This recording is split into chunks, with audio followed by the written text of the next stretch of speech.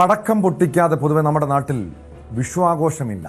പക്ഷെ അത് കണ്ണിൽ കലാശിച്ചൊരു സംഭവമാണ് പാലക്കാട് ശ്രീകൃഷ്ണപുരത്തുണ്ടായത്. പടക്കം പൊട്ടിക്കുന്നതിനിടെ കയ്യിലിരുന്ന് ഗുണ്ട് പൊട്ടി യുവാവ് മരിച്ചു.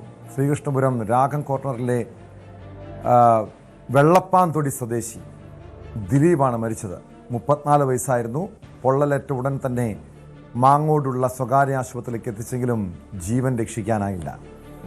പ്രജിത്ത് കോങ്ങാട് ചേരുന്നുണ്ട് വിവരങ്ങളുമായി. പ്രജിത്ത്, നമുക്കറിയാം ഈ വിഷു ആഘോഷങ്ങൾ, വിഷു ഉൾപ്പെടെയുള്ള പല ആഘോഷങ്ങൾക്കും പടക്കം അല്ലെങ്കിൽ ഗുണ്ടക്കങ്ങൾ പൊട്ടിക്കും. പക്ഷേ അത് ശ്രദ്ധയോടെ കൈകാര്യം ചെയ്തില്ലെങ്കിൽ ഉണ്ടാകുന്ന ദുരന്തം, അപകടമാണ് ഈ ശ്രീകൃഷ്ണപുരത്തുണ്ടായത്.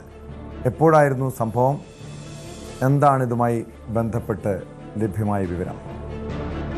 ടോമെ, വിഷു ദിവസം രാവിലെ, അതായത് ഇന്നലെ രാവിലെ കണി കണ്ട ശേഷം പടക്കങ്ങൾ പൊട്ടിച്ചു. തുടർന്ന് അതിന് ബാക്കി വന്ന ക്ലബ് അംഗങ്ങളുമായി വീടിന് സമീപത്ത് തന്നെയാണ് ക്ലബ് ഉള്ളത്. ഇവർക്ക് ഒരു ക്ലബുണ്ട്.